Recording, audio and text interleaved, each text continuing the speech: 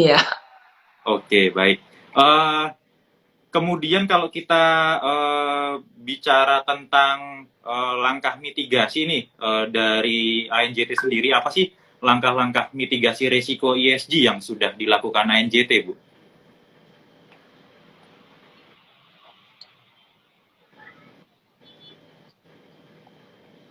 Oh, Wah, ini Pak Lukas nampaknya koneksinya kurang baik gitu ya. iya.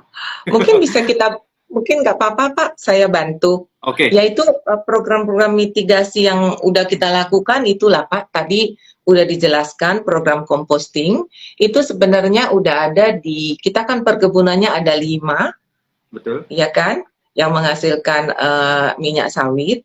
Di 2 tempat kita udah ada project composting, dan di tahun 2022 kita ada alokasikan lagi satu pabrik kompos di Kalimantan Barat. Kemudian di samping itu kita juga ada melakukan drip vertigasi. Drip vertigasi itu sistem seperti pemupukan tapi memakai drip dia. Jadi Oh, oke. uh, lebih lebih tepat sasaran dan lebih mungkin lebih hemat juga Pak. Jadi sesuai dengan kebutuhannya. Jadi kedua program itu udah membantu kita untuk penghematan pupuk. Di samping itu kita juga ada program tadi yang dijelaskan listrik biogas, Mhm. itu sudah mengurangi emisi metan dan juga listrik yang dihasilkan tuh bisa kita jual ke PLN. Oh, oke. Karena di Belitung itu PLN-nya masih kurang, dia punya supply listrik. Jadi dia membeli dari kita dan kita menjual biogas ini ke mereka. Jadi nanti ke depannya kita juga akan mengembangkan lagi proyek biogas ini di perkebunan-perkebunan kami yang lain. Mhm. Karena proyek pembangkit listrik biogas itu sementara ini baru ada di satu mil kami yang di Belitung. Oh, Nah, oke. ya, kemudian satu hal lagi yang merupakan perlu dilakukan di semua perkebunan yaitu program untuk fire management, Pak. Karena kalau terjadi kebakaran hutan itu kerugiannya bisa dahsyat sekali dan Betul. juga ada implikasi hukum ya kan. Jadi program pengembangan fire management ini kita betul-betul secara serius mengambil ini, kita dari struktur organisasinya kita bangun dan juga alat-alat pemadam kebakarannya, termasuk juga tower-tower yang harus kita sediakan, embung-embung air dan juga waduk-waduknya. Jadi program itu program multi years Ya. karena nggak bisa selesai dalam 1 tahun. Nah itu kita lakukan multi years, Pak. Oh, Kemudian di samping itu dari secara agronomi ada juga kita lakukan program penyerbukan buatan. Itu mhm. adalah polinasi, Pak. Jadi kadang-kadang terlampau banyak curah hujan sehingga buah di kebun itu TBS yang dihasilkan itu tidak sempurna, ya kan? Jadi dalam hal extraction rate-nya maupun beratnya satu tandan itu bisa berkurang kalau polinasinya itu tidak sempurna. Jadi biasanya kan ada kumbang-kumbang, tapi kadang-kadang hujan terlampau banyak atau udara terlampau kering. Kering. Jadi terpaksa kita lakukan program penyerbukan buatan untuk menjaga pertumbuhan populasi penyerbukan itu. Jadi itu pun sudah kita laksanakan, terutama di kebun-kebun kita yang kadang-kadang extreme weather ya, itu seperti di Papua, itu kan di sana curah hujannya sangat banyak ya. Betul, Nah di sangat situ meningkat. di tempat-tempat terutama yang climate-nya sangat-sangat ekstrim, jadi polinasi ini perlu kita laksanakan juga. Jadi itulah keempat program yang kita lakukan untuk memitigasi dampak-dampak resiko ESG tersebut. Ini kelihatannya Pak Lukas sudah Pak Lukas, kembali, ya kembali. tapi itu Ya, ya, so tadi tadi saya signal drop. ya coba untuk inisiatif untuk mitigasi tadi Pak pertanyaannya. Jadi udah coba saya jelaskan ke Pak Adi, tapi nggak tahu cukup jelas nggak tadi. Kalau ada yang nggak jelas boleh ditanya langsung Pak. Ya, Mm-mm, siap. Oke, ya. tadi kan ada 4 program yang untuk ini ya, program-program ESG gitu ya. Jadi ada 4 program yang sudah dilakukan oleh ANJ. Dan Iya. nampaknya program ini kan investasinya juga cukup besar ya. Kira-kira mungkin dari Bu Nopri sendiri ini bisa tidak mengelaborasi berapa sih capek rata-rata setiap tahun yang dialokasikan untuk penerapan ESG ini di ANJT? Iya. Pada dasarnya ESG itu kan Pak, kalau di perusahaan kami itu kami anggap merupakan satu kesatuan dalam strategi bisnis perseroan. Hmm. Jadi mungkin kurang tepat ya kalau kita khususkan CAPEX ini untuk ESG, yang ini bukan untuk ESG. Karena kalau misalnya ESG itu dan bisnis perseroan itu kita anggap dua hal yang berbeda. Nanti kalau ada program-program ESG yang kita laksanakan, khawatirnya itu tidak bisa berkelanjutan, ya kan? Yeah. Karena ESG-nya terpisah daripada bisnisnya. Jadi nanti kalau dari bagian finance pasti mikirnya, wah ini habis-habisin dana aja nih karena nggak ada hubungannya dengan bisnis, seperti itu. Nah jadi buat kita tuh ESG dan strategi bisnis itu merupakan satu kesatuan. Memang itulah perubahan dari dunia ini Pak, dari dunia sawit. Kalau zaman dulu waktu saya mula-mula masuk di kebun, nggak ada yang namanya ESG itu, yang penting profit. Tapi sekarang sudah berubah, ya kan? ESG itu merupakan satu hal yang penting dan bisa mendukung strategi bisnis kita. Ya. Tapi tadi pertanyaannya Pak Adi, kalau untuk ya mengenai CAPEX-nya tersebut mungkin bisa kami sampaikan Pak. Totalnya itu CAPEX yang dialokasikannya lumayan besar kalau secara total ya. Itu 45 juta US dollar. Jadi yang utama kita pakai untuk replanting karena kebun kita kan kebun-kebun tua, jadi pohon-pohonnya juga udah kurang efisien, produksinya udah menurun sehingga terpaksa kita lakukan replanting. Nah, itu yang terutama kita untuk capital expenditure kita, multi-years juga. Karena nggak langsung dihabisin setiap pohon, tapi secara bertahap, Pak. Betul. Kemudian proyek composting yang untuk mendukung program ESG ini, tadi saya jelaskan untuk tahun 2021 ada kita budgetkan untuk di pabrik kompos kita yang ada di Kalimantan Barat. Itu kita budgetkan 3,5 juta US dollar. Okay. Dan untuk ya lumayan besar Pak, tapi kalau dihitung dari penghematan pupuknya jauh lebih besar dari jumlah tersebut, apalagi dengan harga pupuk yang sangat tinggi sekarang. Ya, kalau untuk program pencegahan tadi kebakaran Karhutla itu ada juga kami budgetkan, itu dia multi-years juga. Ya kan bertahap kami tambahkan waduknya, embung airnya, parit isolasi, menara-menara, itu jumlahnya sampai US dollar 5 juta US. 5 juta US dollar. Oh, iya. Iya, Pak. Berarti untuk ya total 45 juta tadi ya Bu ya, 45 juta US dollar.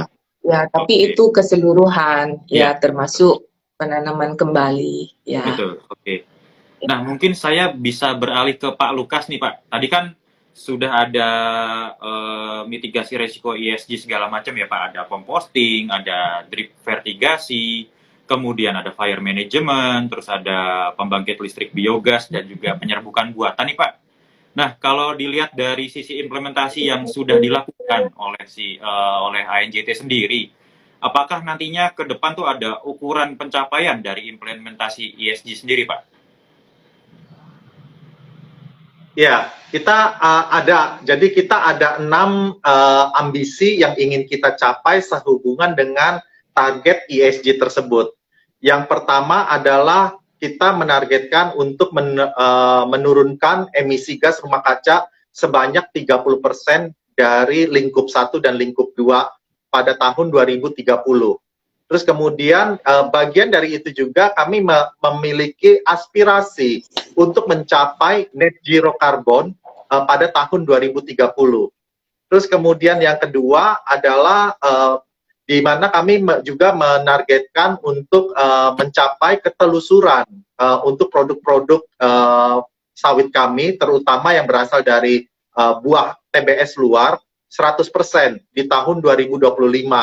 Terus kemudian yang ketiga adalah kita ingin mencapai peningkatan engagement kepada para petani-petani independen, di mana akhirnya supaya mereka bisa menerapkan praktek-praktek ESG yang ANJ sudah terapkan. Dan ini adalah ambisi kedua dan ambisi ketiga, itu adalah merupakan tanggung jawab sosial kami. Jadi bagian dari ESG itu ada environment, sosial, dan governance. Jadi yang untuk sosialnya itu ketelusuran juga merupakan bagian dari ambisi bagian kami dari untuk yang target sosial, juga engagement dengan para petani independen. Kemudian yang keempat itu adalah penanggulangan karhutlah dan juga manajemen air seperti Ibu Nopri sampaikan tadi. Terus kemudian yang kelima adalah peningkatan kondisi lingkungan kerja, di mana kami untuk kondisi lingkungan kerja menargetkan untuk tidak terjadinya kecelakaan kerja di situ. Kemudian yang terakhir adalah mengenai perlindungan anak dan juga pencegahan terjadinya pekerja paksa. Dalam sub dari target ini juga kami berambisi untuk menerapkan atau meningkatkan gender equality, di mana gender equality ini saat ini sudah diterapkan di ANJ, tetapi kami juga berambisi, memiliki aspirasi untuk terus meningkatkan di situ, Pak. Oke, baik, Pak. Mungkin ada tambahan dari Bu Nopri? Makanya itu gender equality kita sangat berharga sekarang, Pak. Iya, oke, betul sekali. Mungkin sekali lagi saya mengingatkan bagi teman-teman MNCers yang ingin bertanya, silahkan sampaikan di kolom Q&A ya, karena kalau nanti di kolom komentar takutnya nanti tenggelam dan ini menghilangkan kesempatan teman-teman untuk mendapatkan goodie bag dan juga saham ANJT senilai 100.000 untuk 10 orang pemenang. Dan mungkin untuk Pak Lukas dan Ibu Nopri, kita akan menjawab pertanyaan ya dari teman-teman MNCer sekalian nih. Yang pertama ini ada dari Andrew_Susilo. Dia bertanya, bagaimana outlook industri kelapa sawit ke depannya dan bagaimana dampaknya untuk ANJT?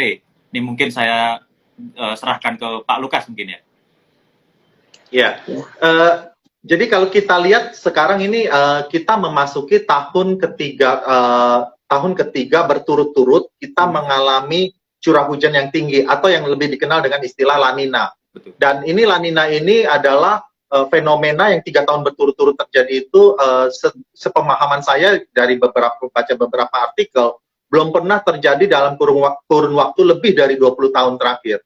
Artinya kekhawatiran terhadap perubahan cuaca yang ekstrim itu adalah nyata dan itu juga sudah disampaikan oleh para ilmuwan, kemudian juga sudah dibahas, makanya Indonesia juga menerapkan ambisi untuk penurunan karbon di COP26, kemudian juga kemarin di COP27 berkembang lagi ke arah biodiversity. Jadi dengan perubahan iklim ini, kemudian juga kalau kita lihat di Indonesia, secara de facto penanaman baru untuk lahan sawit itu semakin sulit karena regulasi-regulasi yang diminta itu semakin ketat di situ, terutama regulasi sehubungan dengan aturan lingkungan. Sedangkan populasi dunia itu bertambah terus dan produksi minyak kelapa sawit adalah salah satu minyak nabati yang sangat produktivitasnya sangat tinggi. Dengan kalau kita lihat bahwa populasi dunia semakin bertumbuh, terus kemudian pertumbuhan dari minyak nabati, terutama sawit, dan juga tentunya minyak nabati lainnya seperti kedelai juga, itu juga semakin sulit, pertumbuhannya akan melandai, maka kami percaya bahwa ke depannya produk dari minyak sawit ini akan memiliki prospek yang sangat baik. Terus kemudian yang kedua juga bahwa dengan kita menghadapi situasi iklim yang tantangannya semakin besar, value proposition di ANJ itu adalah kita mensinergikan ESG yang tadi kita sudah bahas. Tetapi yang paling penting di sini adalah kami memiliki strategi-strategi bukan hanya mitigasi melalui salah satu contohnya kita berkontribusi untuk mitigasi perubahan iklim melalui penurunan karbon, tetapi juga melalui strategi adaptasinya, karena adaptasi ini yang penting. Perubahan cuaca itu walaupun kita melakukan mitigasi, lambat laun tetap akan terjadi walaupun akselerasinya diperlambat gitu. Tetapi yang paling penting adalah adaptasinya juga di situ melalui proyek composting, drip fertigation seperti itu, Pak. Oke, baik. Oke, terima kasih Pak atas Oh ya, jawaban. dan saya lupa juga menyebutkan bahwa tadi seperti kita bahas di awal mengenai dampak dari penerapan kita di kompos dan juga di drip fertigation sehingga dapat menekan biaya operasional kita terutama dari biaya pupuk.